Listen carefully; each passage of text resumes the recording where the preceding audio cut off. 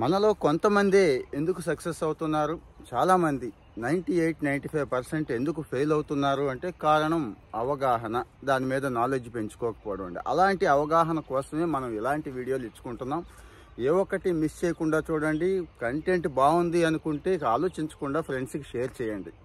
విషయానికి వచ్చేద్దాం. ఈరోజు కెరీర్లో కొంతమంది స్థిరపడిన వాళ్ళు, స్థిరపడిన వాళ్ళు, ఉద్యోగాలు కొట్టిన వాళ్ళు, కొట్టని వాళ్ళు చాలామంది ఉన్నారు కదా. ఉద్యోగం అనగానే మనలో చాలామందికి గవర్నమెంట్ ఉద్యోగం అంటే ఇక మామూలు పిచ్చ కాదు, ప్యాషన్ అనాలి, మోజ్ అనాలి, అసలు అంత పిచ్చి ఉంటుంది చాలామందికి. కానీ మొత్తం మీద గవర్నమెంట్ ఉద్యోగాలు అసలు ఎంతమంది సాధిస్తున్నారు అంటే ముందు అసలు ఎంతమంది ఉన్నారు అనేది కూడా చూసుకుందామండి. భారతదేశంలో కేంద్ర ప్రభుత్వ రంగ సంస్థలు అన్నిటిలో కలుపుకుంటే ఒక 50 లక్షల మంది ఉద్యోగం ఉంటారు. 50, అందులో మళ్ళీ సగం అక్కడ ఉంటారు, అక్కడ డిఫెన్స్ ఫీల్డ్లో ఉంటారు. ఆర్మీ కావచ్చు, నేవీ కావచ్చు, ఇక బిఎస్ఎఫ్, సిఐఎస్ఎఫ్. మిగిలిన సగం మందికి రకరకాల ఆఫీసుల్లో ఉంటారు. ఇక స్టేట్ గవర్నమెంట్కి సంబంధించి లెక్కలు తెలిసిందే. అంటే ఓవరాల్గా అసలు భారతదేశంలో ఎంతమంది పనులు చేసుకుంటున్నారు, ఒక 50-60 కోట్ల మంది ఏదో ఒక ఉద్యోగం అయితే చేస్తున్నారు కదా. ఇందులో గవర్నమెంట్ ఉద్యోగాలు వచ్చిన వాళ్ళ పరిస్థితి ఏంటి అంటే జస్ట్ 2% కూడా ఉండరండి. మరి ఒక్కసారి ఆలోచించండి. అయినా కానీ గవర్నమెంట్ ఉద్యోగమే కావాలి అని అంటే ఒక్కసారి కొన్ని విషయాలు, కొన్ని నిజాలు మాట్లాడుకుందాం. మీరు కూడా దీన్ని చెక్ చేయండి. మొన్న రీసెంట్గా ఒక నోటిఫికేషన్ పడిందండి, ఎన్టీపీసీ నోటిఫికేషన్ ఐడియా ఉంది కదా. రైల్వేలో 10,000 పైన ఉద్యోగాలు పడినాయి అనగానే ఇప్పుడు 1,25,00,000 మంది అప్లై చేసేసి రెడీగా ఉన్నారు. అంటే ఏళ్లలో ఉద్యోగం వచ్చే పర్సంటేజ్ ఎంతో ఒక్కసారి చెక్ చేయండి. నేను ఇక్కడ డిస్కరేజ్ చేయట్లేదు, కానీ ఇలాంటి ఉద్యోగాలు కూడా కొట్టొచ్చు, ఎలా కొట్టొచ్చు అనేది చెప్పడం నా ఉద్దేశం.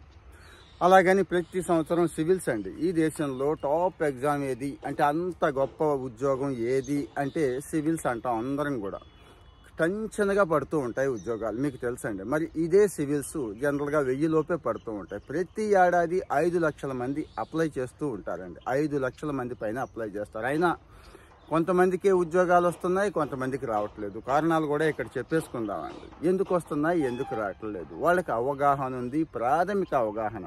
నేను చాలా మినిమం సెన్స్ మనం మెయింటైన్ చేయాలని చెప్పడం నా ఉద్దేశం అండి. ఇదే సివిల్స్లో చిన్న ఎగ్జాంపుల్ చూడండి. సివిల్స్ కావచ్చు, రైల్వే కావచ్చు, ఏదైనా కానీ సగం వస్తే చాలండి. అంటే మీకు సగం మార్కులు వస్తే చాలు. ప్రీవియస్ పేపర్ చూడండి, అంతకు ముందు సంవత్సరం కానీ తీసి అందులో సగం మార్కులు నేను తెచ్చుకోగలను అనుకుంటే ఏ ఎగ్జామ్ అయినా కానీ మీకు సక్సెస్ వచ్చే అవకాశం ఉంటుంది. పక్క కొట్టేస్తారండి. ఎందుకంటే యావరేజ్గా అంతే ఉంది సెలెక్ట్ అయిన వాళ్ళ పరిస్థితి. అక్షయ్ శ్రీవాస్తవ అని చెప్పి సివిల్స్ ఎగ్జామ్ తెలుసు కదా మీకు, 2000 పైన స్కోర్ ఉంటుంది. అతనికి ఆల్మోస్ట్ 1099 అనుకుంటా, సరిగా గుర్తులేదు, అంతే వచ్చింది స్కోర్. అతను టాపర్ అండి, టాపర్. మరి అతనితో పాటు ఇంకొక అతను జనరల్ కేటగిరీయే చెప్తున్నా, 741 మార్కులు వస్తే ఇంటర్వ్యూకి సెలెక్ట్ అయ్యాడు.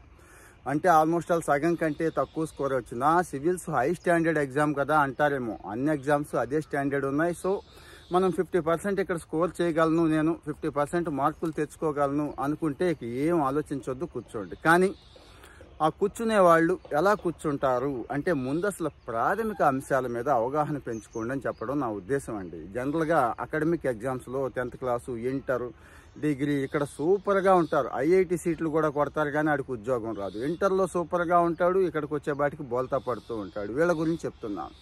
ప్రాథమిక అంశాల మీద అవగాహన ఉంటేనే సక్సెస్ అవుతామండి. అకాడమిక్ వేరు, ఈ కాంపిటీషన్ వేరు. అకాడమిక్లో కేవలం అదే సబ్జెక్ట్ తెలిస్తే చాలు, 100కి 100% మార్కులు తెచ్చేసుకోవచ్చు. 100కు 100 తెచ్చుకుంటున్నారు చూడండి, అలాగా. వాళ్ళు ఈ కాంపిటేటివ్ దగ్గరికి వచ్చేబాటికి సక్సెస్ అవ్వరండి. ఎందుకంటే ఇక్కడ ఆల్రౌండ్ నాలెడ్జ్ కావాలి. అక్కడ కేవలం ఆ చెట్టు పిట్ట దాని కన్నుంటే చాలు అన్నట్టు. ఇక్కడ అలా కాదండి. అక్కడ ఏ చెట్టు ఉంది, ఏ రకమైన ఉంది, ఏ వాతావరణంలో ఉంది, ఎంత హైట్ ఉంది, ఇలాంటివన్నీ తెలిసి ఉండాలి అంటున్నాను. అంటే ఆ పిట్ట లాంటి ఉద్యోగాన్ని కొట్టడానికి. సో ఆల్రౌండ్ నాలెడ్జ్ పెంచుకోండి. అన్నిటికంటే ముఖ్యంగా యాప్టిట్యూడ్ అండి. ఇక్కడ యాప్టిట్యూడ్ గురించి బాగా చెప్తున్నారు ఈ మధ్య. మన వాళ్ళు పాపం అంటే తక్కువేలేండి, అయినా కానీ సోషల్ సైన్సెస్ నుంచి వెళ్ళిన వాళ్ళు యాప్టిట్యూడ్ అంటే అక్కడ అర్థమెటిక్ ఉంది, రీజనింగ్ ఉంది, అబ్బో చాలా ఇబ్బంది పడిపోతున్నాను, వెర్బల్ అంటాడు, నాన్ వెర్బల్ అంటారని భయపడుతున్నారు కదా. ఖచ్చితంగా వాటి మీద పట్టుండాల్సిందే. మీకు ప్రభుత్వ ఉద్యోగం కావాలి అంటే గుమస్తా ఉద్యోగానికైనా ఇవి పెడుతున్నారు కాబట్టి యాప్టిట్యూడ్ కోసం, అంటే యాప్టిట్యూడ్ని క్రాక్ చేయడం కోసం, యాప్టిట్యూడ్ నేర్చుకోవడం కోసం ట్రై చేయండి. ఇలా ట్రై చేస్తేనే గవర్నమెంట్ ఉద్యోగానికి వెళ్ళండి తప్పించి లేకపోతే వద్దు అని చెప్పేది నా సలహా. ఇంకొకటండి, చాలా ఫేమస్ ఎక్స్పర్ట్స్ చెప్పిన దాని ప్రకారం చెప్తాను. ఇంకో ఉదాహరణ చెప్తాను గవర్నమెంట్ ఉద్యోగాల గురించి. అంటే కొత్త సంవత్సరం వచ్చింది కదా, ఈ సంవత్సరం మనం ఉద్యోగం ఖచ్చితంగా కొట్టేద్దామా, లేదు ఇది మన బాడీకి సరిపడదు, మన శరీరానికి పట్టదు అని వదిలేద్దామా, అంటే వదిలేయటం అంటే ఇంకొక మంచి రంగాల్లో చాలా ఉద్యోగాలు ఉన్నాయి, అక్కడ ఎత్తుక్కుందామా. ఏ రంగంలోనైనా ఒక 10,000 గంటలు కృషి చేయగలను, నేను ఒక 10,000 గంటల పాటు నేను కష్టపడగలను అనుకుంటే చెప్పండి, ఖచ్చితంగా అక్కడ మీకు విజయం ఉంది అంటున్నారు. ఎందుకంటే మనస్తత్వ నిపుణులు సర్వే చేసిన దాని ప్రకారం ప్రపంచంలో 90% అబవ్ పీపుల్ 10,000 గంటలు ఒకే రంగంలో లేరు, కష్టపడడానికి ఇష్టపడలేదు, మనుషులకి సాధ్యం కాని పని అంటున్నారు. సో ఒక మనిషిగా మీకు సాధ్యం అవుతుంది అంటే ఈ విషయం మీద నేను దృష్టి పెట్టిన దాని మీద 10,000 గంటలు ఖచ్చితంగా కూర్చుంటాను అనుకునే వాళ్ళు ఇంకేం ఆలోచించొద్దు, సక్సెస్ అయిపోతారండి. అలాగని ఈ ప్రభుత్వ రంగ ఉద్యోగాల కోసం అది ఏదైనా కావచ్చు, సివిల్స్ దగ్గర నుంచి కానిస్టేబుల్ ఉద్యోగం దాకా కావచ్చు, నేను కొట్టాలి అనుకుంటే కొన్ని లిమిట్స్ ఉన్నాయండి. ముఖ్యంగా సోషల్ లిమిట్స్. చుట్టూ ఉన్న సమాజం నుంచి చాలా ఒత్తిడి వస్తూ ఉంటుంది, దాన్ని మరి ఫేస్ చేయాలి. ఒరే వీడేదో కలెక్టర్ అయిపోతాడంటని చెప్పి ఎగతాళి చేస్తూ ఉంటారు. సంవత్సరాల తరబడి చదువుతున్నాడురా, వీడికి ఏ ఉద్యోగం రాదు, వీడి వేస్ట్ గాడు అంటూ ఉంటారు. మరి దాన్ని ఎలా ఓవర్కమ్ చేస్తారు? చేయటానికి చాలా మార్గాలు ఉన్నాయి, అవన్నీ కూడా మనం చెప్పుకుంటున్నాం. అలాగే ఫైనాన్షియల్గా మరి కాస్త కూర్చొని చదువుకోవాలంటే డెడికేటెడ్గా 10-12 గంటలు చదివితే వేరే పని చేయడం కుదరదు. కాబట్టి ఫైనాన్షియల్ సపోర్ట్ ఇంట్లో నుంచి వస్తుందా, పర్వాలేదా, ఏర్పాటు చేసుకోగలరా చెక్ చేసుకోండి. రెండోది, ఇంట్లో నుంచే స్టార్ట్ అవుతుందండి. ఇంట్లో వాళ్ళు ఎంత సపోర్ట్ ఇస్తున్నారు, భార్య కావచ్చు, భర్త కావచ్చు, అమ్మ నాన్న కావచ్చు, ఇంకెవరైనా కానీ ఇంట్లో ఎంత సపోర్ట్ వస్తుంది, ఇవి కూడా చూసుకొని కాంపిటేటివ్ ఎగ్జామ్కి కూర్చుంటే ఈజీ అవుతుంది. ఇక్కడ నాలాంటి వాళ్ళు ఇంకా చాలామంది ఉన్నారు. ఫర్ ఎగ్జాంపుల్ మాక్ మెంటర్ అని ఒక స్టార్టప్ ఉంది, వాళ్ళు హెల్ప్ చేస్తామన్నారు, ఫ్రీగా క్వశ్చన్ పేపర్స్, లిమిట్లెస్ మాక్ టెస్టులు ఇస్తామన్నారు, మంచి క్వాలిటీ మెటీరియల్ ఇస్తామన్నారని చెప్పాం కదా, అలాంటివి ఎక్కడో దొరుకుతూనే ఉంటాయి, ఖచ్చితంగా చూడండి, ఎట్టి పరిస్థితుల్లో మిస్ అవ్వద్దు. ఇక పోటీ పరీక్షలకి సంబంధించి ప్రాథమిక అవగాహన అయితే నేను ఇచ్చానండి. కోట్లల్లో వచ్చినాయి అప్లికేషన్స్, లక్షల్లో వచ్చినాయి అప్లికేషన్స్ అని భయపడకుండా చిన్న లాజిక్ చెప్పేస్తున్నాను. 50% స్కోర్కి మీరు దగ్గరలో ఉన్నా చాలండి. 40% దగ్గరలో ఉన్న ఒక 10% అచీవ్ చేయగలను రాబోయే 4 నెలలు 3 నెలల కాలంలో, లేకపోతే సంవత్సర కాలంలో అనుకునే వాళ్ళు కూర్చోండి, ఖచ్చితంగా కొట్టేస్తారు. బ్యాంక్ కావచ్చు, రైల్వే కావచ్చు, ఈవెన్ సివిల్ సర్వీస్ అయినా కావచ్చు. గుర్తుంచుకోండి, అంటే బ్రాడ్ అవగాహన ఉంది నాకు, నేను చాలా అంశాల మీద పట్టు సంపాదించగలను, అకాడమిక్ ఓరియంటేషన్ వదిలేసి కాంపిటేటివ్ ఓరియంటేషన్కి రాగలను అనుకునే వాళ్ళకి చాలా మంచి అవకాశం ఈ గవర్నమెంట్ ఉద్యోగాలు. ఇంకా ఎందుకంటే కంఫర్ట్ ఉంటుంది, భవిష్యత్తులో సెక్యూరిటీ ఉంటుంది, హోదా ఉంటుంది, చాలా చెప్పుకుంటారు కదా ఈ ఉద్యోగాలకు వచ్చేవాళ్ళు, అధికారం. కానీ ఇంకో వాస్తవం కూడా చెప్పుకుందామండి. గవర్నమెంట్ ఉద్యోగాలకు ప్రయత్నం చేసి విసిగిపోయిన వాళ్ళు, కొంతమందికి నెగిటివ్ ఫీలింగ్ ఉంటుంది, వేస్ట్ ఆ ఉద్యోగం, ఏ గ్రోత్ ఉండదు, అలాగే రాదు, అదొక లాటరీ లాంటిది, జోదం లాంటిది అని చెప్పేవాళ్ళు ఉన్నారు. ఎస్, కొంతమందికి అది కూడా కరెక్ట్. వీళ్ళు ఏం చేయాలంటే ఇక్కడ కూడా ఫ్యాక్ట్స్ చెప్తున్నా చూడండి. ఇందాక చెప్పుకున్నా, అసలు గవర్నమెంట్ ఉద్యోగాలు భారతదేశంలో ఉన్న మొత్తం వర్క్ ఫోర్స్లో గవర్నమెంట్ ఉద్యోగాలు 1% లోపే అని. అలాగని మిగిలిన వాళ్ళు బాగోలేదా అంటే వీళ్ళకంటే అద్భుతంగా బతుకుతున్న వాళ్ళు, మంచి జీతాలు డ్రా చేస్తున్న వాళ్ళు, మంచి లైఫ్ స్టైల్ మెయింటైన్ చేస్తున్న వాళ్ళు చాలామంది ఉన్నారు. సో ఆ ప్రైవేటు ఉద్యోగాలు కూడా వెతుక్కోవడంలో తప్పు లేదు అంటాను. చాలా చిన్న ఎగ్జాంపుల్ చెప్తానండి. ఈరోజు భారతదేశంలో హయ్యెస్ట్ వర్క్ ఫోర్స్ ఎక్కడుందో తెలుసా? ఫుడ్ డెలివరీలో ఉంది. అదేంటి ఫుడ్ డెలివరీకి వెళ్ళమంటారా అని కాదు, కొత్త రంగాలు వస్తున్నాయి. ఫుడ్ డెలివరీలో అందరూ ఫుడ్ డెలివరీ బాయ్సే కాదండి, ఆ పైన చాలా కేటగిరీలు ఉన్నాయి. వాళ్ళు లక్షల్లో తీసుకునే వాళ్ళు ఉన్నారు. కావాలంటే జొమాటో, స్విగ్గీలో లక్షల్లో తీసుకునే ఉద్యోగాలు ఏమున్నాయి అనేది ఒకసారి లింక్డ్ఇన్ కొట్టండి, గూగుల్ చేయండి. సో ఈ ఫుడ్ డెలివరీ రంగంలో 77 లక్షల మంది ఈరోజు పనిచేస్తున్నారండి భారతదేశం మొత్తం మీద. అలాగే ఇంకో ఎగ్జాంపుల్, సాఫ్ట్వేర్, ఆల్మోస్ట్ అలా 60 లక్షల మంది సాఫ్ట్వేర్ ఉద్యోగంలో చేస్తున్నారు మన వాళ్ళే.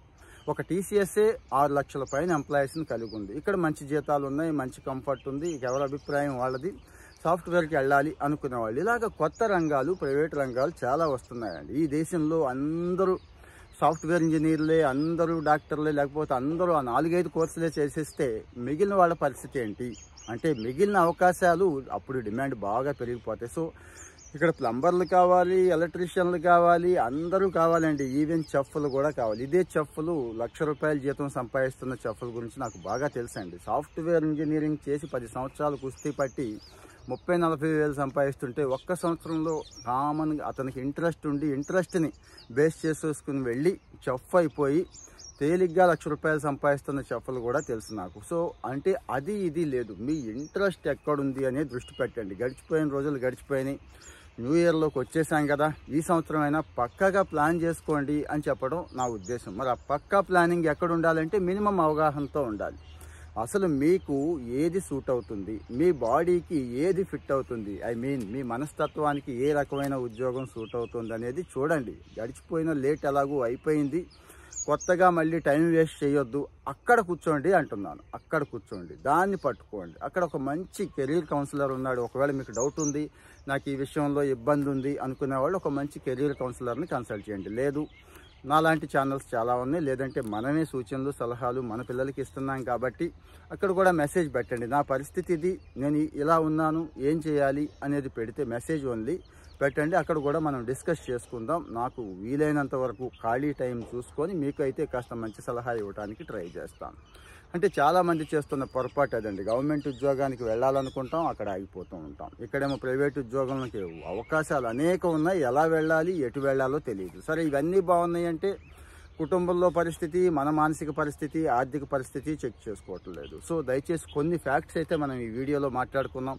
ఈ ఫ్యాక్ట్ బేస్డ్ మీకు ఏది ఫిట్ అవుతుంది, మీరు దేనికి ఫిట్ అవుతారు, భవిష్యత్తుని ఏం చేసుకుందాం అనుకుంటున్నారు, కెరీర్లో ఎక్కడ ఎదగాలనుకుంటున్నారు, ఎక్కడ అసలు కెరీర్ని పర్ఫెక్ట్ కెరీర్ని ఎక్కడ సెలెక్ట్ చేసుకుందాం అనుకుంటున్నారు అనే విషయాలు మీకు ఉపయోగపడతాయి ఈ వీడియో ద్వారా. ఇలాంటి మంచి వీడియోలు కావాలి అంటే ఖచ్చితంగా మరి ఒక సబ్స్క్రైబ్ అయితే చేసుకోవాలి. మన వాళ్ళకు కూడా ముఖ్యంగా షేర్ చేయండి. మళ్ళీ మంచి వీడియోతో కలుద్దాం. Thank you, bye.